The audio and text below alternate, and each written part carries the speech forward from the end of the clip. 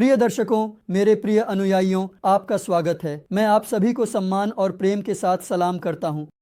इस वीडियो में सपना क्या है, इसे कितने प्रकारों में बांटा जा सकता है, क्या अल्लाह और रसूल मोहम्मद सपने में देखे जा सकते हैं, क्या अल्लाह के रसूल हज़रत मोहम्मद को जागते हुए देखना या वास्तविकता में देखना संभव है, और इन सपनों की वास्तविकता कैसे समझी जाती है, क्या सपनों के अनुसार कार्य किया जा सकता है, सपने मानव व्यवहार, क्रियाओं और योजनाओं के लिए कितने बाध्यकारी होते हैं। कुरान में बताए गए सपनों के उदाहरण और सपनों से संबंधित हदीसें हमें क्या बताती हैं।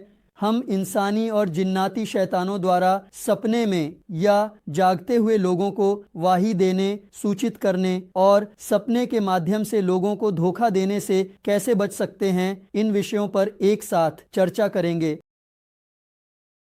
सबसे पहले, एक स्थापित बाजार में कुछ व्यक्तियों ने अपनी दुकानें खोली हैं और वे उस दुकान में रुखसारों के माध्यम से लोगों को खुद को बेचते हैं, ये कहते हुए कि वे अल्लाह के रसूल से पहले के महान लोगों से शिक्षा लेकर उच्च पदों तक पहुँचे हैं और किताबें लिखी हैं। जो लोग यह बताते हैं कि उन्होंने मुजद्दिदियत, महदियत, शेखियत और अफेंदियत हासिल की है, यहाँ तक कि वे अल्लाह और रसूल हज़रत मोहम्मद के साथ सपने में या जागते हुए जन्नत या जहन्नम जाने की जानकारी प्राप्त करते हैं, और वे भविष्य में होने वाले फरेचों, मुक्ति के रास्तों और उनके समयों को महसूस करते हैं।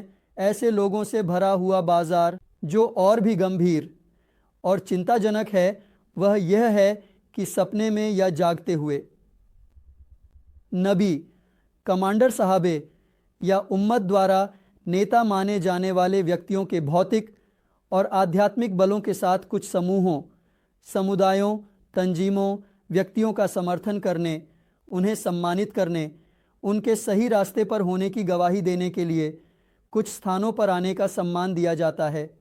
इस प्रकार यह फैलाया जाता है कि अब वादा किया गया विजय और मुक्ति बहुत निकट है, और इस तरह लाखों निर्दोष लोगों के जीवन के साथ खेलना, दूसरों को मारना, विवाह, तलाक, यात्रा पर जाना, लौटना, यात्रा करना और इसी तरह के आदेश अल्लाह, रसूल हज़रत मोहम्मद, उनके अफेंदियत, शेखियत, गव्स, कुतब और उन महान राजनेताओं, सुल्तान, खलीफे, पादिशाहों से प्राप्त करने का दावा करने वालों की संख्या दिन ब दिन बढ़ती जा रही है।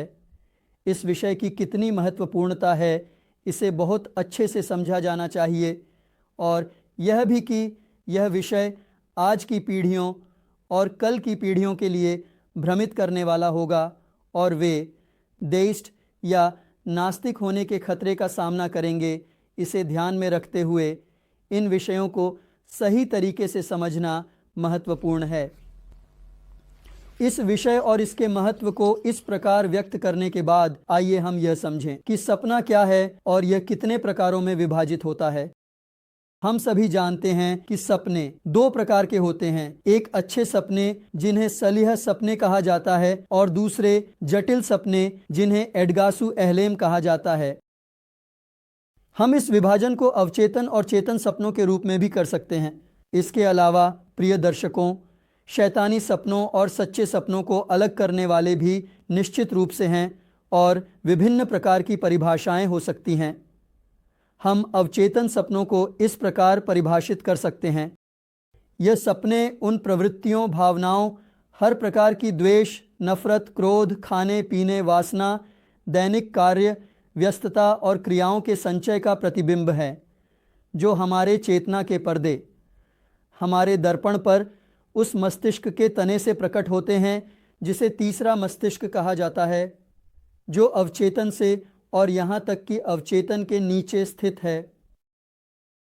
इन सपनों को कुरान ए करीम में एदासु अहलेम यानी उलझे हुए सपने जी कहा गया है। आत्मा और अर्थ की दुनिया से प्रकट होने वाले ज्ञान, हृदय, भावनाओं, विचारों और क्रियाओं के उन चित्रों को जो चेतना के दर्पण में परिलक्षित होते हैं अच्छे सपने कहा जाता है। हम यह पहचान सकते हैं कि सपना सही सपना है या नहीं निम्नलिखित निष्कर्षों से। आप जो सपना देखेंगे वह बहुत स्पष्ट होगा। दूर से मैंने इसकी तुलना की, इसे प्रकाश की तरह देखा। इसके पीछे यह ऐसा लग रहा था जैसी कोई अस्पष्टता नहीं होगी।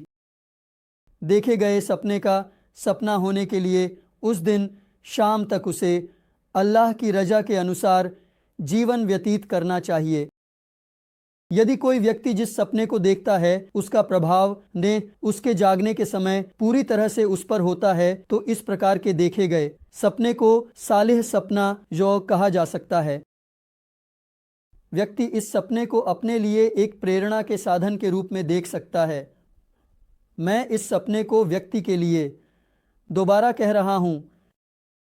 कोई व्यक्ति एक प्रेरणा के उपकरण, कारण, सुखद स्थिति और अपनी नैतिकता को सुधारने वाले तत्व के रूप में देख सकता है, लेकिन उसे कभी भी दूसरे व्यक्तियों, विशेषकर दूसरों से संबंधित क्रियाओं, व्यवहारों और विश्वासों को प्रभावित करने वाले तरीके से नहीं बताना चाहिए और ऐसा नहीं करना चाहिए। यदि कोई व्यक्ति अपने सपनों में या दूसरों के देखे गए सपनों में जिद्दी है और वह इनसे किसी स्थान, विशेष संदेशों या विश्वासों तक पहुँचने या पहुंचाने की कोशिश कर रहा है, तो यह कम से कम असभ्यता है और इसके बाद यह अपमानजनक है। चूंकि हम इस विषय को क्या सपनों के साथ अमल किया जा सकता है शीर्षक के तहत चर्चा करेंगे, इसलिए फिलहाल इतना ही कहकर हम अल्लाह और रसूल हज़रत मोहम्मद के सपनों में देखे जाने के सवालों के जवाब को एक साथ खोजने की कोशिश करते हैं। पहले हम अपने रब अल्लाह जल्ल जलालुहु को सपने में या याका से दे, सामाजिक जीवन में यहाँ तक कि नबियों के अल्लाह को देखने की संभावना के विषय को कुरान की आयतों से समझें। शूरा सूरा की 11वीं आयत में कहा गया है कि अल्लाह के समान कुछ भी नहीं हो सकता। फिर सूरा शूरा की 91वीं आयत में अल्लाह ने कहा है कि किसी इंसान से, किसी मानव से कभी भी बात करना संभव नहीं है। हालांकि अल्लाह अपने चुने हुए रसूलों, नबियों और नियुक्त किए गए फरिश्तों के माध्यम से बात करता है। इखलास सूरा 4 आयत में कहा गया है कि अल्लाह का कोई समान नहीं है।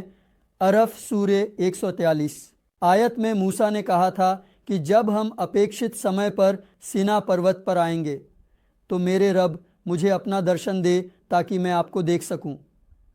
अल्लाह ने कहा, तुम मुझे कभी नहीं देख सकोगे। एनाम सूरा की 100वीं आयत में कहा गया है कि आँखें उसे कभी नहीं देख सकती, आँखें उसे पहचान नहीं सकती, जबकि अल्लाह आँखों को पहचानता है, देखता है। अल्लाह गहरे ज्ञान का स्वामी है, वह सब कुछ जानता है। ये सभी आयतें हमें यही बताती हैं। जो लोग ईमान रखते हैं और अल्लाह पर विश्वास करते हैं, उन्हें यह जान लेना चाहिए कि जो भी उनके मन में अल्लाह के बारे में आता है, वह इस बात को समझना चाहिए कि अल्लाह किसी भी चीज़ से मेल नहीं खाता। इसीलिए जो तुमने सोचा और अपने मन में कल्पना की है वह नहीं है, अल्लाह इसके परे है। यह समझना चाहिए कि अल्लाह की जात क्या है यह नहीं जाना जा सकता। इस मामले में तर्क और बुद्धि के साथ आगे बढ़ने का कोई सही अर्थ नहीं है। प्रिय दर्शकों, जो कि अद्वितीय है, हमारी समझ से परे है, किसी भी चीज़ से मेल नहीं खाता और हमारे मन में आने वाली हर चीज़ के बाहर है, वह है रसूल हज़रत मोहम्मद। अल्लाह का रूपांतरण, स्थान आवंटित करके उसके दाएं और बाएं नबियों को बैठाना और उनसे बातचीत कराना, यह बताना कि मैंने बात की, कुरान या इस्लाम से कितनी दूर है, यह शायद हम सभी ने एक साथ समझ लिया है। अब मैं रसूल हज़रत मोहम्मद के सपने में देखे जाने के विषय पर चर्चा करना चाहता हूँ। बुहारी में आए एक हदीस में रसूल हज़रत मोहम्मद ने फरमाया, जो मुझे अपने सपने में देखता है वह मुझे जीवित रहते हुए देखने जैसा होता है, क्योंकि शैतान मेरी सूरत में प्रवेश नहीं कर सकता। इस हदीस के शरह लेखक बुखारी शरीफ इब्न हजर अल अस्कलानी फतहुल बारी नामक अपने ग्रंथ में कहते हैं कि रसूल हज़रत मोहम्मद का सपने में देखना पैगंबर को उनके वास्तविक रूप में, जैसे कि उन्होंने अपने जीवन काल में देखा था, देखने का अर्थ है। इस प्रकार वह हमें बताते हैं कि पैगंबर को देखने का तरीका क्या होना चाहिए। इसलिए रसूल हज़रत मोहम्मद को देख पाने के लिए यह आवश्यक है कि व्यक्ति उस समय में जीवित हो जब उन्होंने व्यक्तिगत रूप से उन्हें देखा हो।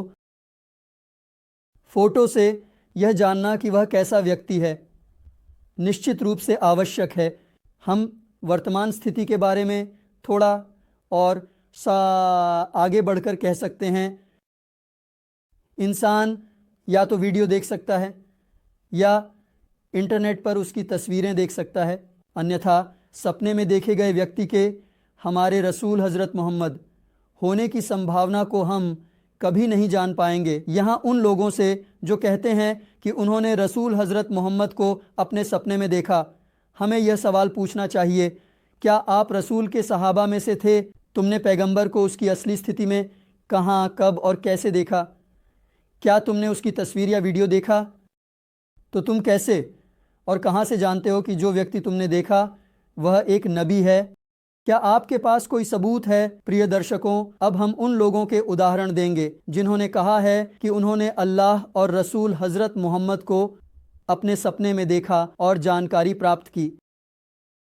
जब हमने एक काफ़ी उम्र दराज महिला को उसके बीमार बिस्तर पर देखा, जिसे मैं दूर से अपना करीबी मानता था, उसने कहा कि उसने अपने सपने में अल्लाह को देखा और उसे बताया गया कि कौन जन्नत में जाएगा और कौन जहन्नम में, और यह जानकारी लगातार उसके पास आती रही। मैंने भी इस अवसर का लाभ उठाते हुए अल्लाह की कसम खाकर खुद से पूछा, क्या मैं जहन्नम में जाने वाला हूँ? उसने जवाब दिया, नहीं नहीं, तुम जहन्नम में नहीं हो, तुम एक अच्छे इंसान हो।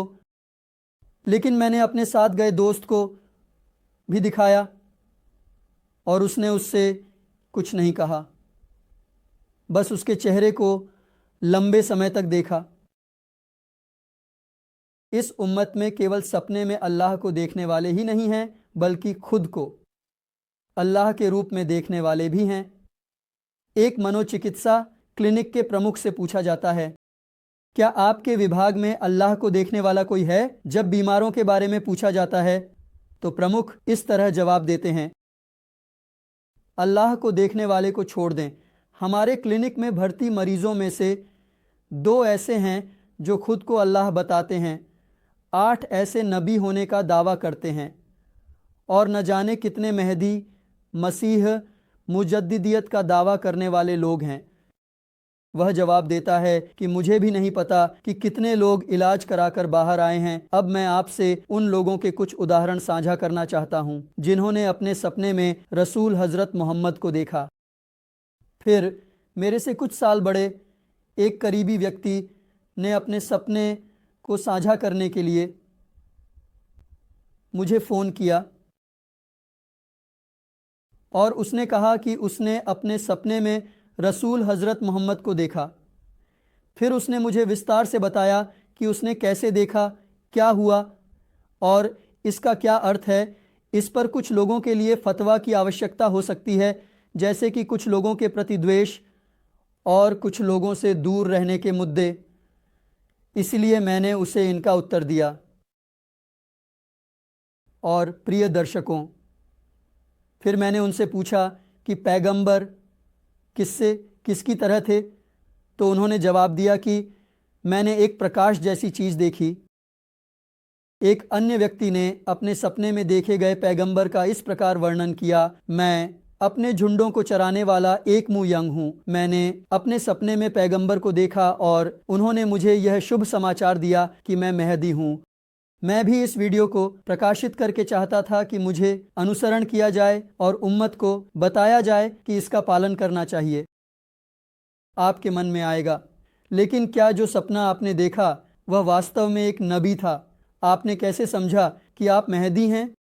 आप पूछ सकते हैं। तो यह है मेरा जवाब, हाँ, जो मैंने देखा वह रसूल हज़रत मोहम्मद थे और उनका रूप बिल्कुल मेरे जैसा था।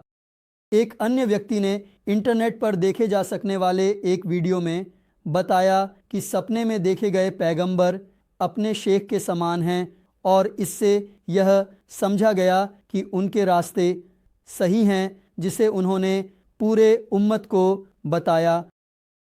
एक अन्य व्यक्ति ने भी अपने सपने में देखा कि रसूल हज़रत मोहम्मद उसे सहायता के लिए अपने अनुयायियों के साथ आए हैं। एक ने कहा कि खालिद बिन वलीद के पास, एक ने कहा कि हज़रत उमर के पास, और एक ने कहा कि हज़रत अब्बू बकर के पास फरिश्ते सेनाओं के साथ मदद के लिए आए थे और विजय बहुत निकट है, इसकी खुशखबरी दे रहे थे। मैं आपसे एक और उदाहरण साझा करने जा रहा हूँ जो अपने अफेंदियों से पाठ पढ़ने वाले छात्रों के बारे में है। छात्रों के एक समूह अब कक्षाओं में आना बंद कर रहा है और शिक्षक भी चिंतित हैं। जब वह अन्य छात्रों से पूछता है, आपके दोस्त कहाँ हैं, तो वह चाहता है कि वे उन्हें खोजें, ढूंढें और जानें कि वे क्यों नहीं आए। दोस्तों को खोजने वाले छात्र अपने शिक्षकों के पास आते हैं और कहते हैं, सर, वे अब सिद्ध हो गए हैं, उनके लिए कोई भी दूरी तय करने का स्थान नहीं बचा है। उन्हें हर दिन फरिश्तों का एक समूह आता है जो उन्हें गले लगाकर जन्नत ले जाता है और वहाँ वे उस समय तक सभी प्रकार की जन्नती नामतों का आनंद लेते हैं जब तक कि वे उचित समझते हैं। इसलिए वे कहते हैं कि मुझे पढ़ाई करने की कोई आवश्यकता नहीं है। मेरे शिक्षक होजा अपने छात्रों से कहते हैं, अगर ऐसा है तो मेरे पवित्र छात्रों, जाओ और उन छात्रों को मेरा सलाम कहो और कहो कि जब वे फरिश्ते उन्हें जन्नत में ले जाएंगे और जब वे जन्नत के निस्वार्थ भोगों का आनंद लेना शुरू करेंगे तो कहें, एउज़ुबिल्लाह मिनेश शैतानिर रजिम, बिस्मिल्लाहिर्रहमानिर रहीम।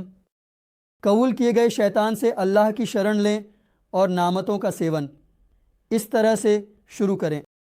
लेकिन वे अपने दिलों को अल्लाह की ईमान से भरे हुए, अल्लाह पर भरोसा न भूलते हुए और इस तरह की संतोष की स्थिति में यह शब्द कहने से न चूकें, इसलिए उन्हें फिर से भेजा जाता है और छात्र अपने दोस्तों के पास जाकर अपने शिक्षकों द्वारा कहे गए बातें बताते हैं और वे भी स्वीकार करते हैं।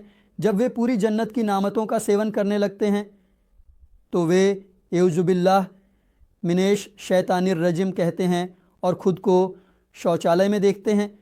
आपने शायद समझ लिया होगा कि उनके सामने वे क्या खा रहे थे। इसके बाद मैंने जो खाया है उसके बारे में मैं नहीं बताऊंगा। ये मेरे सेंसर किए गए शब्दों में से है, इसीलिए मैं इसे आप सभी के साथ साझा नहीं कर सकता।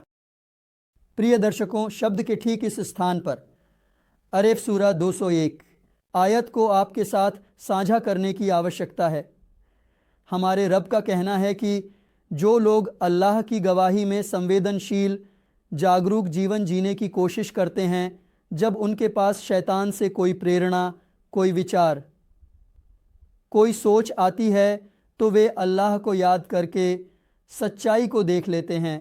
यह आयत अरफ सूरे 200 में है। यदि शैतान से कोई उकसावा या प्रेरणा आए तो तुरंत अल्लाह की शरण में जाओ। निस्संदेह केवल वही सुनने वाला और जानने वाला है। हर सूरह की 52वीं आयत में यह कहा गया है कि शैतान ने बिना किसी अपवाद के सभी नबियों के कल्पना जगत में हस्तक्षेप किया है। प्रिय दर्शकों, कोई भी इंसान ऐसा नहीं है जिसे इंसानी और जिन्नाती शैतान सपनों के माध्यम से धोखा देने की कोशिश न करें। इसलिए चाहे जागते समय हो या सोते समय देखे गए सपनों के बाद अल्लाह की शरण लेनी चाहिए और शैतान के धोखे से बचने की कोशिश करनी चाहिए। अब हम उस सवाल पर चलते हैं जिसे मुझे लगता है कि आप सभी जानने के लिए उत्सुक हैं। क्या सपनों के साथ अमल किया जा सकता है? क्या सपने एकत्रित करने का स्रोत हो सकते हैं? पहले रसूल हज़रत मोहम्मद के सपने में या कजेदा या सीधे देखने वालों के बारे में विचारों को साझा करने के बाद कुरान में वर्णित हज़रत यूसुफ और हज़रत याकूब के हज़रत इस्माइल को कुर्बान करने के सपनों पर एक साथ चर्चा करते हैं। ऊपर बताई गई बुखारी द्वारा वर्णित एक हदीस ए शरीफ में हमारे नबी ने कहा है कि जो कोई मुझे अपने सपने में देखता है वह जैसे कि मुझे जीवित अवस्था में देखता है, क्योंकि शैतान मेरी शक्ल में प्रवेश नहीं कर सकता। बुखारी के शारिक इब्न हजर अल अस्कलानी ने अपनी पुस्तक फतुल बारी में कहा है कि रसूलुल्लाह का सपने में देखना नबी को वास्तव में उसके वास्तविक रूप में देखने के समान है, जैसा कि वह अपने जीवन के समय में दिखते थे। अगर पैगंबर को केवल वही लोग देख सकते हैं जो उनके जीवन काल में हैं, तो हमें कुछ महत्वपूर्ण सवाल पूछने की आवश्यकता है। जो लोग पैगंबर को जीते हुए अपने सपने में देखते हैं, उन्हें इससे क्या लाभ होता है? अब जो लोग देखते हैं, उन्हें इससे क्या लाभ होगा? हमारे पैगंबर रसूल हज़रत मोहम्मद को उनके सहाबा और उस क्षेत्र में रहने वाले कई लोग अपने सपनों में देख रहे थे, और जो लोग उनके खिलाफ थे वे भी उन्हें अपने सपनों में देख रहे थे। एक ही समाज में रहने वाले अबू जहल, अबू लहब, अब्दुल्लाह बिन सलूल भी देख रहे थे। हज़रत आयशा, उनकी बेटी हज़रत फ़ातिमा, उनकी चाची हज़रत सफ़िया, उनके चाचा हज़रत अब्दुल मुत्तालिब के पुत्र अब्बास, कुरैश कबीले के सभी लोग और अन्य कबीले के लोग जो हमारे रसूल हज़रत मोहम्मद के साथ रहते थे, वे उन्हें उनकी असली रूप में देखते हैं। लेकिन उनके लिए रसूल हज़रत मोहम्मद को सपने में देखना उन्हें कुछ भी नहीं दे रहा था, न ही दिया। न तो अब्बू जहल मुसलमान हुआ, न उसके चाचा अब्बू लहब ने संघर्ष से पीछे हटने का फैसला किया, न ही अब्दुल्ला बिन सैलूल ने नफाकत दोगलेपन से तौबा की, यहाँ तक कि उसने अपने आंखों के जैसे प्रिय हजरत को प्यार किया। फातिमा से, मेरी बेटी फातिमा, अपने आप को अल्लाह के हाथों से खरीदने की कोशिश करो, क्योंकि मैं हज़रत मोहम्मद के सामने उस बड़े हिसाब के दिन महकमे कुबर में तुम्हारे लिए कुछ भी करने की शक्ति नहीं रखता, ऐसा कहा जा रहा था। इसी तरह से हज़रत सफ़िया को उनके चाचा हज़रत अब्बास को भी संबोधित करते हुए उन्होंने कहा कि आप भी अल्लाह के हाथ से अपनी आत्मा को खरीदने की कोशिश करें, क्योंकि मैं आपके लिए कुछ करने की शक्ति नहीं रखता। इसके अलावा अब्दुल्लाह, अब्दुल मुत्तालिब के बेटों और कुरैश समुदाय को भी वही चेतावनी दे रहे थे जो अल्लाह के रसूल हज़रत मोहम्मद ने दी थी। मैं आपके लिए कुछ नहीं कर सकता, आप भी अपने आप को अल्लाह के हाथों से खरीदने की कोशिश करें, ऐसा कहा जा रहा था। अब्बू लहब पैगंबर के चाचा हैं, वह पैगंबर के निकट है।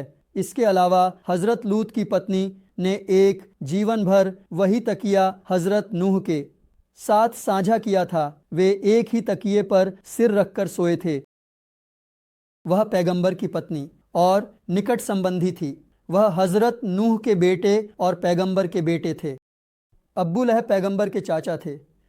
प्रिय दर्शकों, पैगंबर के निकट होना, पैगंबर की नस्ल से आना, पैगंबर की संतान होना, हज़रत अबू बकर, उमर, उस्मान और अली रदियल्लाहु अन्हुम अजमीन की नस्ल से होना, सैयद या शरीफ होना, अल्लाह के पास किसी विशेषाधिकार, किसी सिफारिश या किसी प्रकार की श्रेष्ठता का दावा करने के लिए कभी भी आवश्यक नहीं है, क्योंकि हम सभी जानते हैं कि इस्लाम में, कुरान में केवल और केवल श्रेष्ठता तकवा के द्वारा है। तकवा का अर्थ है जिम्मेदारी की भावना के साथ अपने जीवन को अल्लाह की गवाही में जीने की कोशिश करना। प्रिय दर्शकों, यदि रसूल हज़रत मोहम्मद को देखना समस्याओं के समाधान में एक मार्ग नहीं बन सका, तो फिर उनके जीवन साथी हज़रत आयशा और हज़रत आयशा द्वारा नेतृत्व किए गए हज़रत अली उनके सबसे करीबी थे और उन्होंने एक दूसरे के खिलाफ तलवारें खींच लीं। उन समस्याओं और युद्धों का सामना किया जिन्होंने 10,000 लोगों की मौत का कारण बना और अलगाव का सामना किया। क्या कोई व्यक्ति रसूल हज़रत मोहम्मद से सपने में या व्यक्तिगत रूप से मिलकर या रसूल अल्लाह ये मामला कैसे होगा कहकर अपनी सोच, दृष्टिकोण या मदद नहीं मांग सकता था? उमर मस्जिद के अंदर हत्या के प्रयास का शिकार हो रहे थे और उस हत्या के प्रयास करने वाले व्यक्ति ने पहले ही हज़रत उमर को धमकी दी थी। हज़रत अली सुबह की नमाज में फिर से हमले का शिकार हो रहे थे। हज़रत उस्मान के घर को घेर लिया गया और उनके घर के अंदर से कुरान पढ़ते समय उन पर हमला करके उन्हें शहीद कर दिया गया। हज़रत हुसैन अपने नज़दीकी रिश्तेदारों के साथ करबला में शहीद हो रहे थे। तो क्या अब यह सवाल नहीं पूछा जाना चाहिए? क्या उन लोगों से यह नहीं पूछा जाना चाहिए जो कहते हैं कि उन्होंने सपने में देखा कि उन्हें ज्ञान दिया गया सपने में देखा कि उन्हें मेहदी मसीह मुजद्दिद घोषित किया गया, और सपने में देखा कि इस या उस तरीके से सेनाओं के साथ भौतिक और आध्यात्मिक सहायता के लिए आया गया। क्या वास्तव में हज़रत, क्या आयशा, हाजी अली, हाजी अबू बकर, उमर, अली, उस्मान, हाजी हुसैन और उनके करीबी लोग रसूल हज़रत मोहम्मद से मिलने, उनसे शिक्षा लेने और उनके कार्यों के संबंध में नेतृत्व प्राप्त करने के लिए आपसे अधिक योग्य नहीं थे? क्या वे रसूल हज़रत मोहम्मद से यह नहीं पूछ सकते थे कि हमें उनके लिए क्या करना चाहिए? क्या आप उनसे अधिक योग्य हैं? आपको लगता है कि आप उनकी समस्याओं को हल कर रहे हैं, मदद कर रहे हैं, समर्थन कर रहे हैं, जबकि उन्होंने इन सभी समस्याओं और मुद्दों को हल करते समय कभी भी पैगंबर से मदद नहीं ली। पैगंबर उनकी मदद नहीं कर सके। प्रिय दर्शकों, सपने ज्ञान का स्रोत नहीं होते। यदि ऐसा कोई भ्रांति है, जैसे कि यह मुझे मेरे सपने में बताया गया, ये मुझसे लिखवाए गए। मैंने ये सपने में कई सदियों पहले के किसी शेख से सीखा। मैंने जो कुछ भी लिखा है वह मैंने अपने सपने में अपने रसूल हज़रत मोहम्मद के साथ बैठकर उनकी स्वीकृति लेकर लिखा है। जैसे कि मैंने जाना, हर प्रकार के सपने केंद्रित निष्कर्ष, कथन इंस और जिन, विशेष रूप से जिन शैतानों द्वारा उन पर फूंकने के खतरे का सामना कर रहे हैं, और यह हमेशा मौजूद रहता है, क्योंकि हज सूरह 52 की आयत में और फिर आराफ सूरह की 200 और 201 की आयत में मैंने आपको ये बातें थोड़ी देर पहले बताई थीं। विशेष रूप से हज सूरह की 92वीं आयत में शैतान के बिना किसी अपवाद के सभी नबियों के कल्पना जगत में हस्तक्षेप करने का उल्लेख किया गया है। तो चलिए अब सोचते हैं, नबियों की भी कल्पना की दुनिया को धुंधला करने की कोशिश करने वाला शैतान, या किसकी कल्पना की दुनिया को खिलौना बनाना और ख़ुद को उसका प्रवक्ता बनाना नहीं चाहेगा?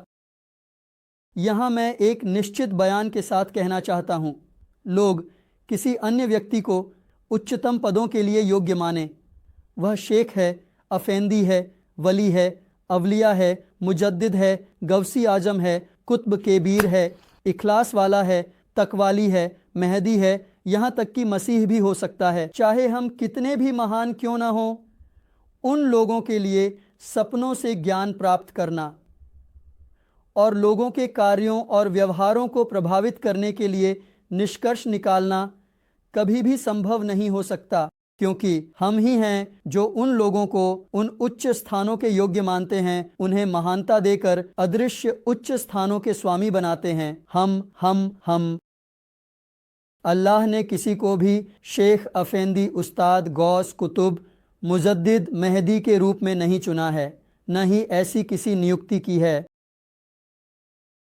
चुनाव का, नियुक्ति का विषय केवल और केवल पैगंबर हैं। इसलिए नबी हर क्षण नबी होते हैं, सोते समय भी वे नबी होते हैं। नबियों द्वारा देखे गए सपने वास्तव में सही और धार्मिक सपने होते हैं, अगर नबी अपने सपनों के अनुसार कार्य करेंगे तो वह कार्य गलत नहीं होगा। यदि सुधार की आवश्यकता है, अर्थात यदि कोई गलती की गई है, तो तुरंत उनके रब द्वारा वाणी के माध्यम से सुधार किया जाता है। साथ ही नबियों को सपने में दिखाए गए चीज़ें वाही के माध्यम से निश्चितता प्राप्त कर लेती हैं। इसलिए किसी भी नबी के लिए एक गलती को 2 बार करने का मौका नहीं होता, और किसी भी नबी को अपनी गलती पर मरने की अनुमति अल्लाह द्वारा नहीं दी जाती, क्योंकि वह व्यवहार और क्रिया जो भी हो वह सुन्नत के रूप में उनकी उम्मतों के लिए विरासत में मिलती है। क्योंकि नबियों का अनुसरण करना, उनकी सुंदर मार्गदर्शकता, उदाहरणों और नेतृत्व से हमारे जीवन का निर्माण करना हमें आयतों के माध्यम से बताया गया है। अब इन जानकारियों के प्रकाश में हम कुरान से नबियों द्वारा देखे गए सपनों का अनुसरण करें। पहले हम हज़रत इब्राहीम के बेटे को कुर्बान करने के सपने से शुरू करते हैं। हज़रत इब्राहीम का सपना कुरान ए करीम में सफ़ात सूरा की 102वीं आयत से 107वीं आयत तक के आयत समूह में वर्णित है। हमारा रब 102वें आयत से कहता है कि जब उसका बेटा उसके साथ चलने की उम्र को पहुंच जाएगा तो इब्राहिम, हे मेरे प्यारे बेटे, मैं सपने में तुम्हें काटते हुए देखता हूं। एक बार उसने कहा, सोचो तुम क्या कहते हो। उसने भी कहा, हे मेरे पिता, तुम जो आदेशित हो वह करो, इंशाअल्लाह तुम मुझे सब्र करने वालों में पाओगे। आयतों के आगे हजरत इब्राहिम ने अपने बेटे को काटने के लिए उसे माथे के बल लिटाया। 104 और 105 आयतों में उसके सपने की पुष्टि की गई और इसके बाद कहा गया कि चूंकि तुमने इस तरह से परीक्षा पास की है तो एक बड़ा मेढ़ा इसके बदले में फिदिया के रूप में दिया जाना आदेशित किया गया था। और प्रिय दर्शकों, इस सपने में बच्चे की हत्या का आदेश सपने में देखने के बावजूद उस समय की मान्यताओं में बड़े लड़कों के बलिदान की परंपरा रसूल हज़रत मोहम्मद के समय में थी। इब्राहिम सोचते सोचते इस तरह का सपना देखने का विषय सचमुच याद आ रहा है। हज़रत इब्राहिम ने अपने सपने में देखा कि वह अपने बेटे को काट रहे हैं, जबकि हज़रत इस्माइल छोटे उम्र में होने के बावजूद अपने पिता से इस मामले में अगर कोई आदेश है तो उसे लागू करने की इच्छा व्यक्त करते हैं। और प्रिय दर्शकों, अगर यह अल्लाह का आदेश है, यदि कोई आदेश दिया जाना चाहिए तो यह कहा गया है कि अल्लाह की शक्ति के तहत निर्दोष बच्चे की हत्या जैसे आदेश नहीं हो सकते हैं, जैसा कि कुरान की माइदे सूरा 32 में उल्लेखित है। आयत में उल्लेखित किया गया है कि निर्दोष स्थान पर एक व्यक्ति को मारना पूरे मानवता को मारने के समान होगा। और जब एक व्यक्ति को जीवन दिया जाता है तो यह सभी लोगों को जीवन देने के समान होगा। कव सूरा 29 आयत के अनुसार अल्लाह के पास शब्दों में परिवर्तन नहीं किया जा सकता और यह स्पष्ट है कि उच्चतम अल्लाह ने इस प्रकार की प्रक्रिया की अनुमति नहीं दी है। जब हाज इब्राहिम ने अपने सपने को पूरा करने की इच्छा जताई तो युचे अल्लाह ने उन्हें एक बड़ा बलिदान के रूप में दिया। और 105 तुमने आयत के आदेश को पूरा नहीं किया बल्कि सपने को वास्तविकता के रूप में स्वीकार किया। यह एक दिव्य आदेश नहीं है बल्कि यह विशेष रूप से इस बात पर ध्यान दिया गया है कि यह एक सपना है और यह भी बताया जा रहा है कि सपने के अनुसार कार्य नहीं किया जा सकता और उस सपने में जो कटने का इशारा किया गया है उसके स्थान पर कुर्बानी का फिदिया दिया जाना चाहिए। इसलिए प्रिय दर्शकों, हज़रत इब्राहिम जैसे उलुलाजिम नबी के लिए अल्लाह के रसूल द्वारा देखे गए सपने पर अमल करना वाही से रोका गया है। इसके अलावा हमें यह भी नहीं भूलना चाहिए, कोई भी नबी कभी भी अपने ऊपर वाही के द्वारा बताए गए आदेश पर किसी से भी सलाह नहीं करता। वह किसी से नहीं पूछता, दूसरों से सलाह लेकर अपनी राय नहीं बनाता, आदेश को पूरा करने में समय नहीं लगाता, वह तुरंत उसे पूरा करता है। अब हम हज़रत यूसुफ के सपने पर चर्चा करते हैं जो कुरान के यूसुफ सूरा के 4वें आयत से शुरू होता है। हे मेरे पिता यूसुफ, निस्संदेह मैंने अपने सपने में 11 ग्रहों, सूरज और चांद को मेरे लिए सजदा करते हुए देखा। उसके पिता ने उससे कहा, हे मेरे प्यारे बच्चे, अपने सपने को अपने भाइयों को मत बताना वरना वे तुम्हारे लिए एक जाल बुन सकते हैं। निस्संदेह शैतान इंसान का स्पष्ट दुश्मन है। 6ठे आयत में हज़रत याकूब अपने बेटे यूसुफ से कहते हैं, इस प्रकार तुम्हारा रब तुम्हें चुनेगा, तुम्हें सपने में देखे गए घटनाओं की व्याख्या का एक हिस्सा सिखाएगा और बाद में इब्राहिम और इसहाक की तरह याकूब की नस्ल पर अपनी नामत को पूरा करेगा। निस्संदेह तुम्हारा रब जानने वाला और सही निर्णय देने वाला है।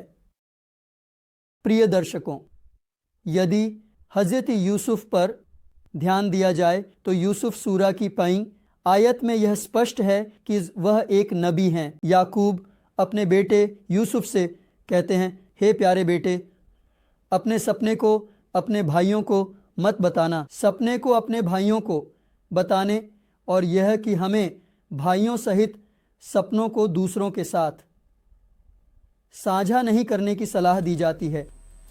सपने की सच्चाई हमें गवाही देती है, क्योंकि भाई बहन होने के बावजूद शैतान की प्रेरणाएं ताइफलर समुदाय के बीच हस्तक्षेप करेंगी और झूठ, विभाजन, नफरत, जलन, यहाँ तक कि मौत तक पहुँचने वाले परिणामों को हमारे लिए याद दिलाएंगी। फिर से हमें इस सपने की ताबीर पर ध्यान देना चाहिए कि हज़रत याकूब एक नबी थे और 11 ग्रह, चाँद और सूरज हज़रत के रूप में देखे गए। यूसुफ को सजदा करने का अर्थ यूसुफ सूरा के 100वें आयत में इस प्रकार व्यक्त किया गया है, उन्होंने अपने माता पिता को सिंहासन पर बिठाया और सभी ने उनके लिए उनके पास आने के लिए अल्लाह को सजदा किया। यूसुफ ने कहा था, हे पिताजी, यह वही सपना है जो मैंने पहले देखा था, निस्संदेह मेरे रब ने इसे पूरा किया। फिर हज़रत यूसुफ के सपने की व्याख्या से संबंधित एक स्थिति कुरान के सूरा यूसुफ 33, 14, 45 में है। इस आयत में बताया गया है, इस बार सपने देखने वाला हज़रत यूसुफ नहीं बल्कि उस समय का राजा है।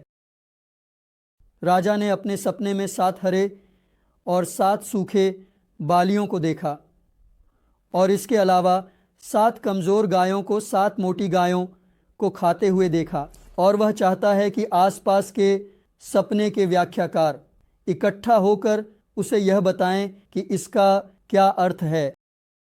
सपने के व्याख्याकार इकट्ठा होते हैं और राजा से उसकी सपना सुनने के बाद कहते हैं कि वे इस सपने की व्याख्या नहीं कर सकते और यह सपना एक जटिल सपना है। बाद में जब राजा इस सपने के प्रभाव में जी रहा था, तब यूसुफ के पास रहते हुए जेल से बाहर आया उसका दोस्त यूसुफ को याद करता है। फिर वे तुरंत हज़रत यूसुफ से सपने की ताबीर मांगते हैं और हज़रत यूसुफ सपने की इस तरह ताबीर करते हैं, आप 7 साल तक फसलें बोएंगे और भरपूर फसल प्राप्त करेंगे, लेकिन 7 साल के बाद अगले 7 साल तक अकाल होगा। इसलिए हर साल आप जो अनाज उगाते हैं उसमें से कुछ गेहूं को उसकी भूसी और बालियों के साथ जमा करें। अकाल के वर्षों में आप इसी जमा किए गए अनाज से खाएंगे। हमारा विषय रसूल हज़रत यूसुफ की कहानी नहीं है, इसलिए मैं केवल सपने से संबंधित भागों को आप सभी साझा कर रहा हूँ। यूसुफ ने जो सपने देखे उनके बारे में स्थिति को यूसुफ सूरा 47 में इस प्रकार स्पष्ट किया गया है, सपनों के बारे में जो मैंने कहा और जो मैंने व्याख्या की वह मेरे रब की ओर से मुझे सिखाए गए हैं। इस प्रकार यह बताया गया है कि सपनों की व्याख्या से संबंधित लिखी गई कई किताबें सही जानकारी से वंचित हैं और उन पर विश्वास नहीं किया जाना चाहिए।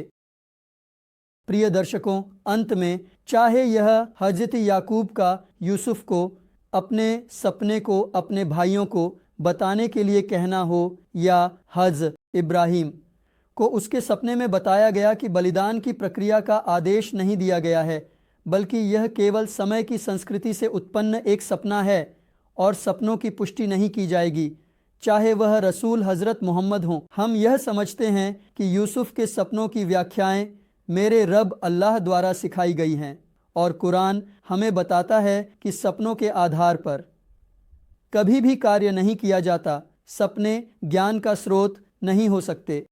ये पूछना ज़रूरी है कि जो लोग कहते हैं कि उन्होंने अपने सपने में अल्लाह को देखा है बल्कि अल्लाह से वाणी भी प्राप्त की है, उन्हें क्या कहना चाहिए? क्या तुम अल्लाह से बड़े हो कि तुम अल्लाह को देख सकते हो जबकि अल्लाह का कोई समान नहीं है और वह मानव मस्तिष्क में आने वाली किसी भी चीज़ से भिन्न है? तुमने अल्लाह को किस चीज़ के रूप में और कैसे व्यक्त किया?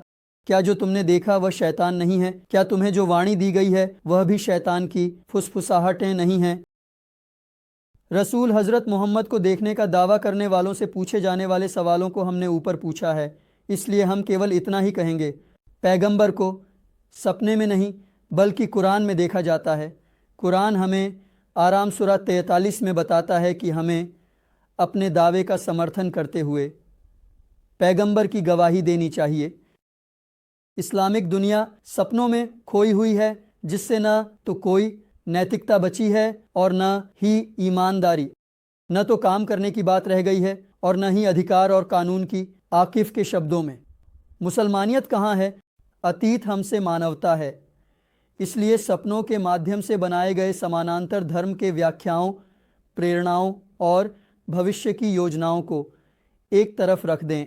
अल्लाह की ओर से धर्म के रूप में स्वीकार किए गए, पूर्ण किए गए कुरान को रसूल हज़रत मोहम्मद के उदाहरण के अनुसार अपने जीवन में पढ़ें। अपने मन और दिल को कुरान के साथ निर्माण करें।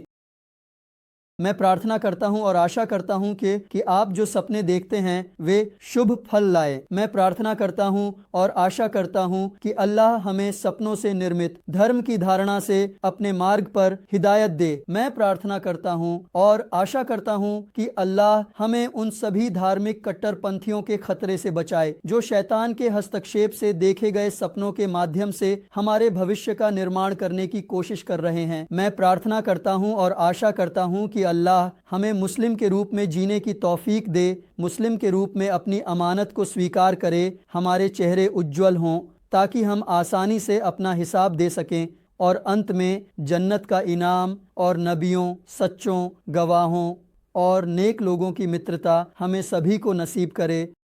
मैं कामना करता हूं और आशा करता हूं कि आपके दिल से प्रेम और आपके चेहरे पर मुस्कान कभी कम न हो। सब कुछ आपके मन के अनुसार हो। अल्लाह के हवाले।